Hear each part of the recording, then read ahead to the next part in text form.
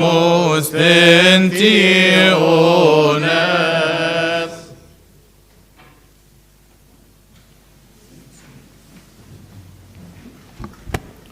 nom du Père, du Fils et du Saint-Esprit, un seul Dieu, Amen. Que sa bénédiction repose sur nous maintenant et pour toujours. Amen.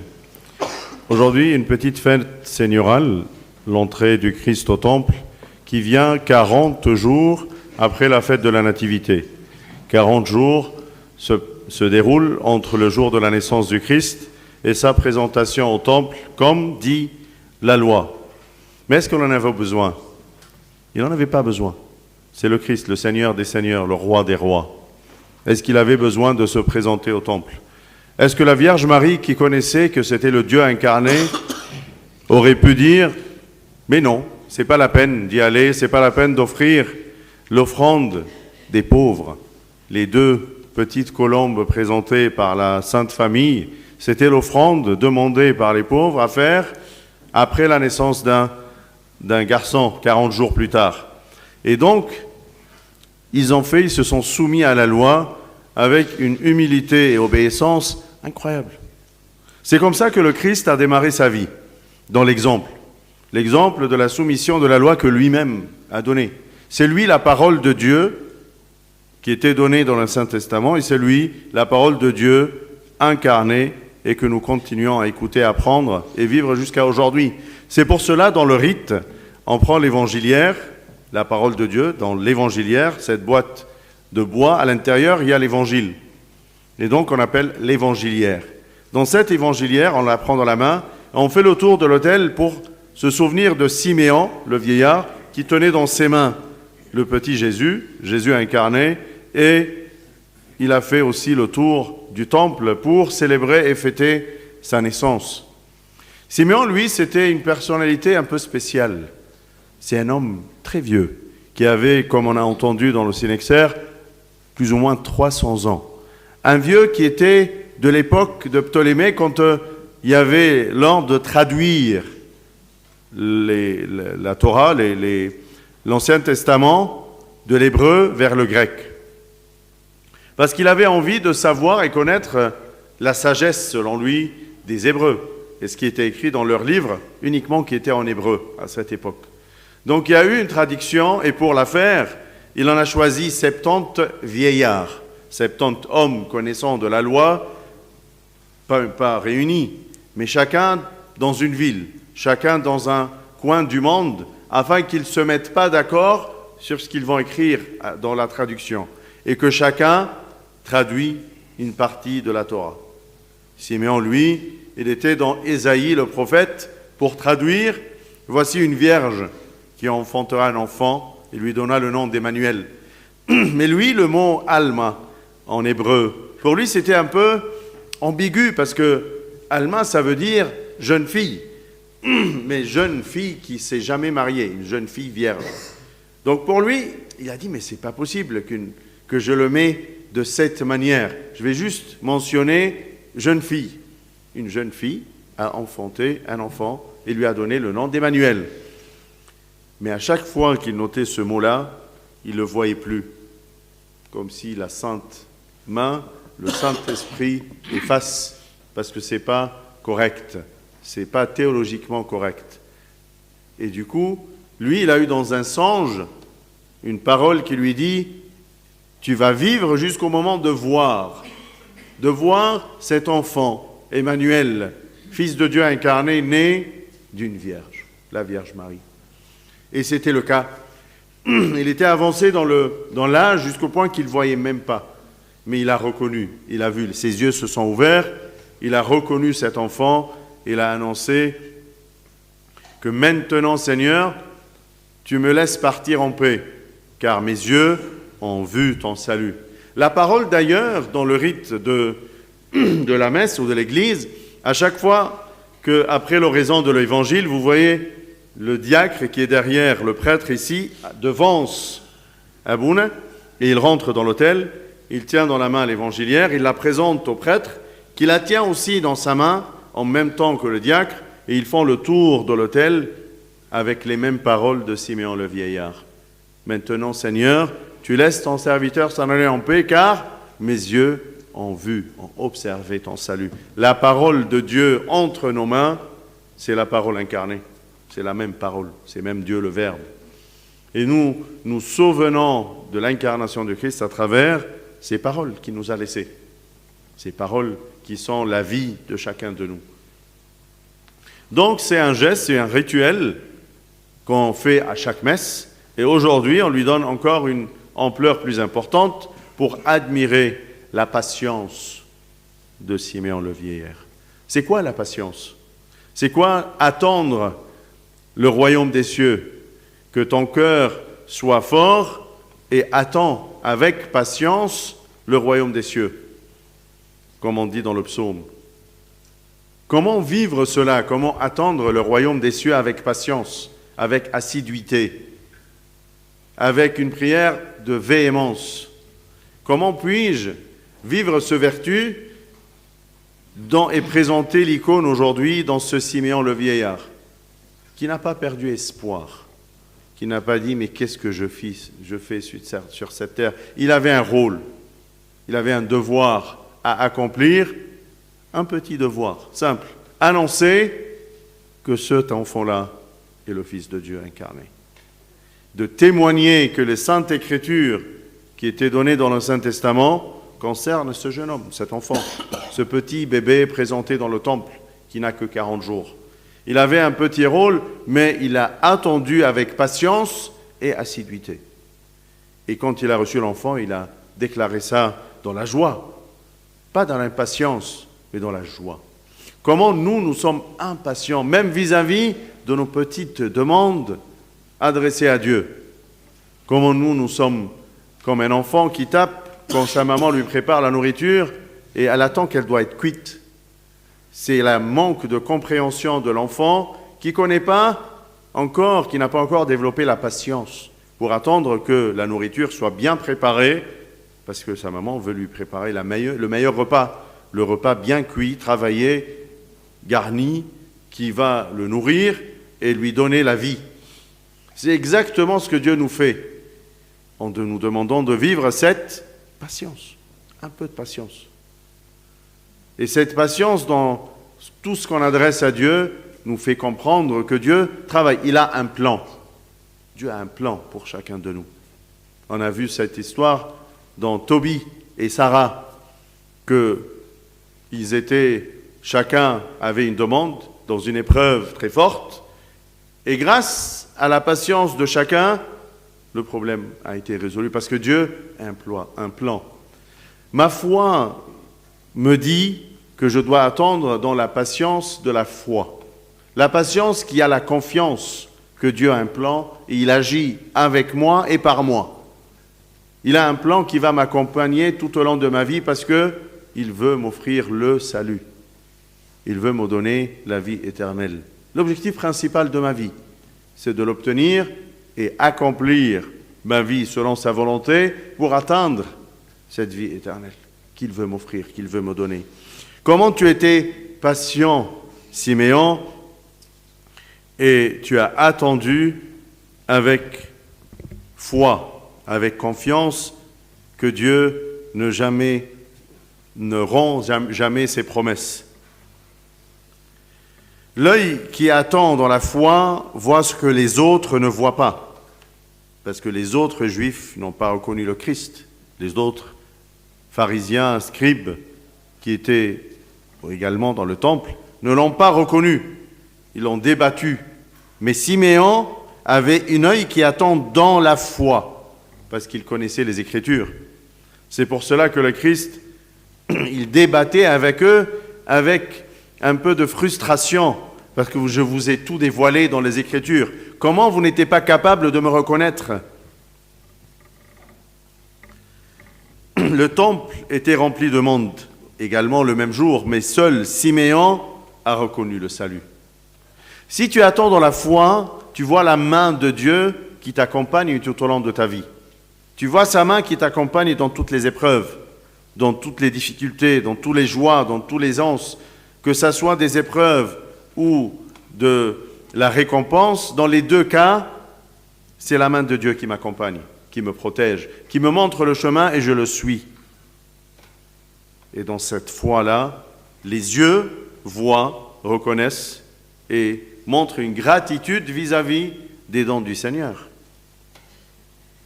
Les 40 jours qui sont écoulés entre la naissance du Christ et l'entrée au temple représentent la vie de chacun. Le chiffre 40, c'est un chiffre mondain qui représente la vie de chacun. Et donc, cette période entre la naissance et l'entrée au temple représente ce que Dieu prépare pour chacun de nous, que la fin de chaque vie est une entrée au royaume des cieux.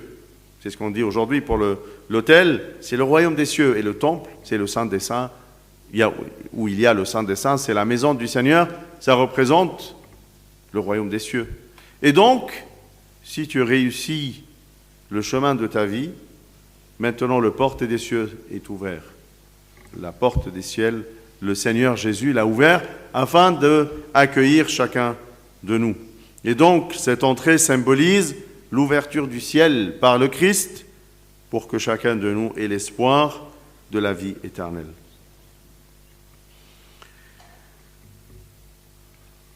Nous sommes invités aujourd'hui à vivre l'obéissance comme la Sainte Famille, comme une habitude, un acte d'amour représenté par chacun de nous en contrepartie de ce que le Seigneur a fait pour nous, et attendre avec patience sa venue et son second avènement qui va nous donner la gloire de la vie éternelle.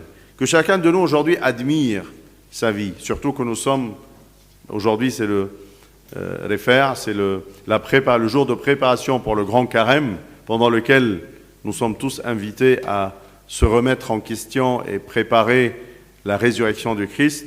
Donc si cette fête est la porte d'entrée au carême, c'est une porte d'entrée de chacun de nous pour lui montrer, voici le Seigneur dans son obéissance et dans sa patience. La patience de Siméon nous montre deux vertus à chercher à acquérir pendant ce carême. Demande au Seigneur que ce carême-là m'apprend la patience et l'obéissance. Deux vertus. Un petit exercice pour ce carême qui vise à apprendre comment obéir à la parole de Dieu et se soumettre à sa parole avec amour, avec reconnaissance, et comment être patient dans mes actes, dans mes réflexions, dans mes condamnations, dans mes jugements sur les autres, dans tout ce que je fais, je donne encore une chance et je développe ce qu'on appelle la patience. Que sa patience couvre nos cœurs et son obéissance développe en nous le savoir de la vraie obéissance. النهارده احبائي بنحتفل مع بعض بعيد دخول المسيح للهيكل، والعيد ده بيجي 40 يوم بالظبط بعد عيد الميلاد، لأن تقديم المسيح في الهيكل تم 40 يوم بالظبط بعد ميلاد المسيح بحسب الطقس اليهودي. وكان بيتقدم في هذا اليوم ذبيحة، وذبيحة الناس الفقراء أو الناس ما عندهاش إمكانيات كان بتكون فرخي حمام، جوز حمام كده صغيرين بيتقدموا تقدمها في الهيكل عن ميلاد الطفل ده. طب يا عذرا انت مش محتاجة تعملي ده، المسيح مش محتاج، ده ابن الله الحي، ده هو اللي عطى كل ده، يعني هو اللي عطي كل الوصايا دي والطقوس دي، هو اللي قالها في العهد القديم، هو مش محتاج يعمل ده. ليه نعمل كده؟ مفيش داعي نوفر المشوار والمجهود وكل ده وخلاص، ما احنا معانا المسيح. قال لك لا، طاعة الوصية ده شيء مهم جدا، طاعة الكلمة، طاعة العمل اللي ربنا بيطلبه منك، ده شيء مهم جدا في حياتك، انك تكون مطيع لعمل الله في حياتك. ده نمرة واحد. المسيح نفسه اعطانا المثل اهو، هو ما كانش محتاج يتعمد لكن اتعمد، ما كانش محتاج حاجات كتير لكن عم نفذها، اطاع في نفسه وفي جسده الوصية عشان يعلمك ان طاعة الوصية دي مهم. ده حتى لما عمل معجزة وشاف الابرص قال له روح اظهر نفسك للكاهن. طب يظهر نفسه للكاهن ليه؟ ده انت يا رب اللي شفيته، مش محتاج لك. لا، بحسب الشريعة وبحسب الوصية يعمل ويكون، لأنه هو اللي حاططها. مش ممكن إنسان يحط نظام وهو يكون أول واحد يخل بيه، يبقى في خلل في النظام، بيفتح باب إن كل الناس ما تنفذش وما تعيش ده. لكن هو بيديك المثل الحي والحقيقي إلى إن انك تعيش الوصية وتعيش ده، لأن هو بنفسه تمم الناموس وقدم الطاعة الكاملة. والنهاردة كمان احنا قصاد شخصية عجيبة جدا في طاعتها، سمعان الشيخ. سمعان ده شخصية كان راجل كبير جدا، عنده يقول لك حوالي زي ما قرينا في سنكسار حوالي 300 سنة. ايه ده عايش كل ده يعمل ايه؟ قال لك لا، اصل ده كان موجود من ايام الترجمة السربعينية في عهد بطليموس. عمل طلب كده، قال لك انا عايز اقرا التوراة اللي مكتوبة بالعبري وعايز اعرف كاتبين فيها ايه. فطلب من اليهود ان هم يخصصوا 70 شيخ هيعملوا ترجمة من العبري لليوناني لكل التوراة او كل العهد القديم. ودي الشخصيات كانت منتشرة يعني موجودة، مش قاعدين مع بعض مثلا بيترجموا لك، لا كل واحد يبقى في مكان على غير اتصال بالآخر عشان ما يتفقوش على ترجمة معينة يقدموها، بل بالعكس يبقى كل واحد لوحده. فسمعان ده كان بيترجم، فجه مع سفر أشعية: هل عذراء تحبل وتلد ابنا وتدعى اسمه عمانوئيل. فوقف قدام كلمة عذراء دي اللي هي ألما يعني بالعبري، وبقى مش عارف أصل ألما دي تعني فتاة صغيرة غير متزوجة، يعني عذراء فتاة عذراء، فتاة صغيرة عذراء. فقال لك بس أنا هكتب فتاة صغيرة. الكلمات العبري عاملة زي أحيانا الكلمات اليوناني برضك تحمل أكثر من فكرة جوه المضمون نفسه. فالكلمة جه راح قال لك أنا هقف بس عند إيه؟ ها فتاة، ويبقى أنا كده سهلت الموضوع. فيصحى يلاقي الكلمة دي ممسوحة. الله لا يسمح بأي تغيير في كلامه ولا في تعاليمه، لغاية ما جاله في رؤية كده في حلم صوت بيقول له اكتب وهتعيش لغاية ما تشوف الطفل ده داخل عليك في الهيكل مولود من عذراء. ايه الدور بتاعك يا سمعان؟ هعيش 300 سنة ليه؟ عشان أشهد شهادة أنا مش عارف أصلا هعيش لها كام سنة، هعيش لها في أي حالة صحية. صبر عجيب جدا قدمه لنا سمعان، صبر كلنا بنحتاج ولو 1 من المليون منه في حياة كل واحد مننا. الصبر ده فضيلة جميلة جدا تعلمك ازاي تتقوى وتتشدد وتنتظر الرب. بنقولها في المزمور، بنصلي نقول كده: تقوى وتشدد وانتظر الرب. يبقى احنا بنعيش حياة مفهومها الانتظار، والانتظار يحتاج لإيه؟ لصبر. ازاي تقدر تنتظر وانت ما عندكش صبر، ما عندكش خلق، ما عندكش كده انك تصبر على اللي قدامك لحد ما تفهم وتستوعب كلامه؟ يكون الغضب أسرع في ردود أفعالك في غياب الصبر، لكن الصبر يديلك طول الأناة، يديلك كده يبقى نفسك هادي طويل، تسمع وتستوعب وتفكر وتحط أكتر من طريقة وأكتر من أسلوب وأكتر من فكرة، ما تبقاش سريع في الغضب بتاعك. هنا الصبر المقدم لينا هو صبر مقدس، الصبر اللي مطلوب من كل واحد مننا. ده احنا كتير ما بنصبرش حتى على ربنا لما نطلب منه طلب، يقول لك انا صليت كتير وربنا ما سمعش، طلبت منه 100 مرة ده ما بيسمعش. يا نهار ابيض، ينفع اقول كده؟ مستحيل. الله اللي بيسمع أنات قلبي، وحتى الأنات التي لا ينطق بها اللي بيسمعها ويعرفها ويكشفها، أقول عليه مش سامعني، مش دريان بيا؟ لا، ده له خطة حقيقية لخلاص نفسك. انظر كده لطوبيا، انظر لسارة في سفر طوبيا، سارة وطوبيا القصة المشهورة بتاعتهم. قال لك الملاك رفائيل في الآخر إن من ساعة ما ابتدوا يصلوا ويطلبوا، الله كان بيعدل خطة إزاي يخلص كل واحد من المشكلة اللي هو فيها. بس ده بياخد وقت. بلاش يبقى تصرفك طفولي زي طفل صغير كده بيدبدب لما مامته بتحضر له الأكل جعان، مش عارف يصبر لغاية مش مستوعب ذهنه إلى أن الأكل محتاج وقت عشان يستوي. لأن أي حاجة عشان تتقدم بشكل حلو محتاجة وقت. عنصر الوقت مهم جدا في حياة كل واحد مننا. كتير بنهمله، كتير بنظن أن الوقت ده ضدي. الوقت ده معاك مش ضدك، بس حسب هتستعمله ازاي، هتستثمره ازاي. الوقت بيجري، العمر بيجري لكن استثمارك فيه هو الاستثمار الحقيقي. وانت عندك صبر تعرف يكون عندك رؤية، يكون عندك فكر، يكون عندك تصرف وتباحث للأمور. لكن لما تنزع الصبر من قلبك تلاقي ردودك عنيفة وكلامك صعب، واحتمال الناس ليك يعني بتحط نفسك في مواقف سخيفة. في مثل يهودي يقول لك 3 متى خرجوا صعب استرجاعهم: سهم طاير في الهواء، كلمة خرجت من بقك، وفرصة ضاعت منك. 3 لو خرجوا مش هتعرف تجيبه. لو واحد رمى سهم كده اللي بيرموه في الحرب ده يعرف يرجعه تاني؟ خلاص طار، ما يعرفش راح فين. كلمة طلعت من بقك راحت، فرصة قدامك ما استغلتهاش ضاعت. يبقى انت ال3 دول هم مفتاحهم كلمة الصبر. لو كان سمعان فقد رجاؤه ما كانش شاف، ما كانش اطلع على المسيح كلمة الله المتجسد. العين اللي بتعرف تنتظر بإيمان تعرف تشوف اللي الآخرين ما بيشوفوهوش. ما هو سمعان ده كان في الهيكل، كم واحد كان موجود؟ كتير. كم فريسيين، كم كتبة أنكروا ورفضوا ان ده هو المسيح، لكن هو أعلن انه هو شهد، شاف. ليه؟ عين عندها إيمان. الصبر يخلي الإيمان يستقر في قلبك، يكون له مكان، يكون له مكان ومكانة في قلبك تعرف تعيشه. لكن لما تتخلى عن الصبر وترميه وتقول ده أنا ما بعرفش أصبر. مفيش حد يقول أنا ما بعرفش، كل حاجة بتتعلمها.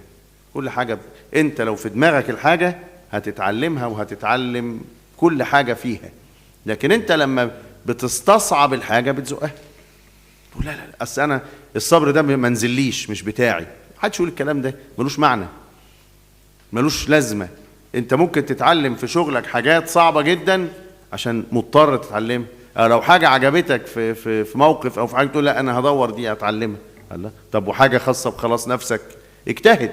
ما هو ده الجهاد الروحي اللي بيقولوا عليه، ان انا هجتهد علشان اكتسب فضائل. الفضائل دي محتاجة جهاد روحي، جهاد ضد مشيئتي، ضد فكري، ضد الزون بتاعتي اللي انا بكون فيها على حريتي دي. فجاهد النهاردة واطلب من ربنا. احنا النهاردة حد الرفاع برضك، بس هو النهاردة عشان عيد سيدي فقراياته واحتفالاته كلها بتنصب على العيد السيدي. لكن بكرة اول يوم في الصيام الكبير، كل سنة وانتم طيبين. فبالتالي فرصة حلوة ان انا النهاردة، والمفتاح بتاع بداية الصيام دخول المسيح للهيكل، اقول له يا رب انت تديني وتعلمني ان انا في الفترة دي اتعلم حاجتين: اتعلم الصبر واتعلم الطاعة. اديني يا رب الفضيلتين دول في الصيام ده، ان انا اكون مطيع فعلا لاحكامك وقوانينك واللي انت بتطلبه مني، اكون فعلا بقدم طاعة حقيقية، وفي نفس الوقت اتعلم اكون صابر على 55 يوم دول عما يعدوا علشان اوصل للقيامة. يبقى انا هصبر علشان اوصل. هو ده المفهوم. حتى فكرة 40 يوم اللي هي ما بين الميلاد والتقديم في الهيكل، ما رقم 40 ده بيرمز لحياة الإنسان، يرمز لحياة الإنسان. فتلاقي إن المسيح اللي دخل الهيكل ده في آخر 40 يوم عشان يفتح لك باب السماء في آخر حياتك، يكون ليك في مكان معد ليك مكان. فبيقول لك مكانك موجود، تعالى بس اصبر وتقوى وتشدد وتنتظر الرب، هيكون ليك نصيب وحياة في الفردوس. فالنهاردة بس عايزين نطلب من ربنا الطلبتين دول، ونقول له يا رب كده واحنا بنصلي في القداس ادينا بداية للصيام، نكون فيه توبة حقيقية نعيش فيها ندم عن الحاجتين دول، عن قلة الصبر في حياتي وقلة الطاعة اللي أنا بعيشها. ربنا يدينا أحبائي إن احنا نتمتع بيه ونعيش معاه في كل لحظة، ونعيش معاه أفراحه في أعياده المقدسة. له المجد والكرامة من الآن وإلى الأبد، آمين. هللويا هللويا.